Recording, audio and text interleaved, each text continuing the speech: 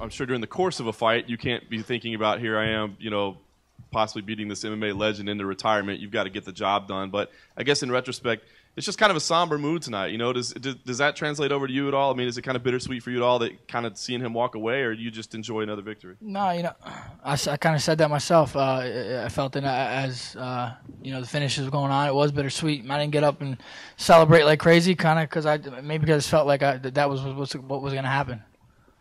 BJ's will always be mentioned with my name just because we fought 3 times, and I got the title from him, and when I first got into the sport, BJ was the guy, and he did a lot for the lightweight. So I think we all owe BJ a lot. Can you just talk about your thought? I mean, obviously, you said in the ring you wanted to fight for a title again. I mean, would you, are you ready for that to be your next fight if you got the winner of Aldo and Mendes? Dana says they fight in 45 days. For sure. For sure I'd fight the winner of that fight. I've jumped to it.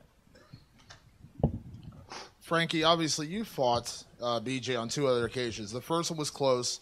Second one wasn't so close. This one obviously is very dominant. Can you talk about those 3 performances, what you saw to BJ, what changes you saw to BJ in those 3 fights?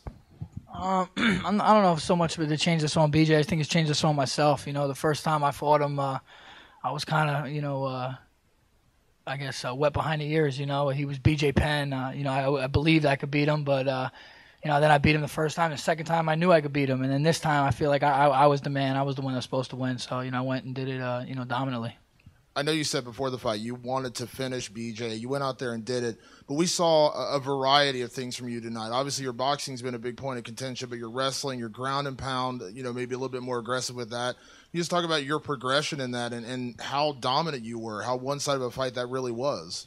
I'm just always trying to get better in all areas, and I feel like I still have room to grow, and that's a scary thing. I'm in the gym all the time, and I had a year off since I fought, but I didn't take any time off. I really didn't.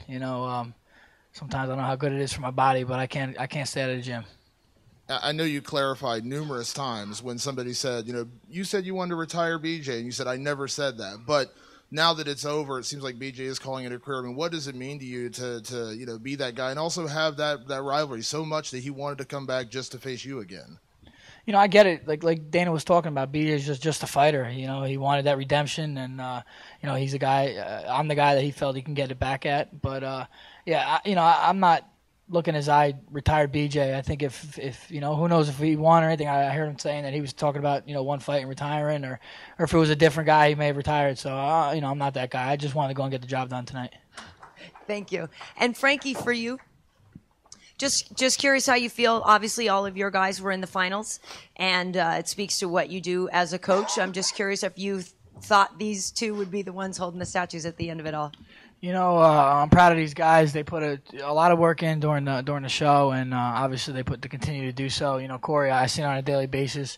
Matt, Eddie trains with Matt and Chris and those guys, and they're close to us. So, I know he's going to be well prepared. The cream rises to the top, and it did tonight. Great. Okay. Frankie, what do you feel like these 3 fights with BJ Penn have done for your career, and how do you think that this has helped define your legacy in the sport? I mean, just to be, like I said, before, BJ is going to forever be a part of my career. The upside of my career started with BJ, him giving me the title shot. And, when you have 3 fights with a guy, or whenever I'm mentioned or whenever BJ's mentioned, I feel, the other guy's going to be mentioned. So, I think all lightweights, all little guys, or not even just everybody in the UFC owes a lot to BJ. Frankie Edgar. Frankie, about your game plan tonight. With each of the 3 fights with BJ, we've seen you win in a more convincing fashion, but also it seems like your game plan has opened up. By the second fight, we saw your takedowns being showcased. Tonight, you were jumping in BJ's guard, following him to the ground. Was that part of the game plan going in with each successive fight, your confidence growing, fighting him, or was that just circumstances dictating? I think it's just a development of my, my skills and my beliefs in myself. BJ was a tough mountain to climb, and it takes confidence and belief in yourself to keep getting to the next stage. And I think that just has to do with the time I put in the sport. Frankie, I know you haven't fought in a year, and you just had a 3rd child. So do you want to come back quickly and be more active for the second half of the year, or do you want to take some time off now? I want to definitely fight before the year's over. I want to get more than one fight in this year. So, go home, talk to the team, and see what's up. But, before the year's over, I'd like to fight for sure. And I know you also said that you wanted a title shot or someone that would get you close to a title shot. If you can't get the title shot, is there someone that is of interest to you? I'm really not a name caller, but Danny said I'm number 3. I thought I was number 2. So whoever's number 2, I guess would be good. I don't know what you are. These guys change every friggin' day. Even when guys don't fight, guys get changed in the rankings. Who knows?